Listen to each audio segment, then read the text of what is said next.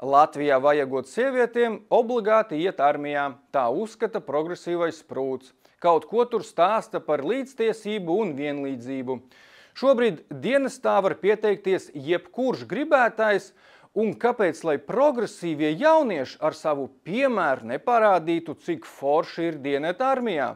Lai Selma iet, varēs vakaros stāstīt pasakas par neesošajām valstīm, vai Bogustova var iet, varēs sava tēva ideju pasniegt, ka ja kāds nāk tevi nogalināt, vajag pret viņu toleranti attiekties.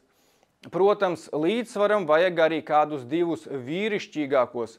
Klāviņš armijā uzzinās, kas ir būt par vīrieti, bet Niks iemācītos Latvijas himnas laikā nevis klaigāt, bet dziedāt. Tas iedvesmotu nevienu progresīvo sniegpārsliņu, un mūsu armija uzreiz būtu pilna ar sievietēm, vīriešiem un visiem citiem. Tikai lai piemērs būtu.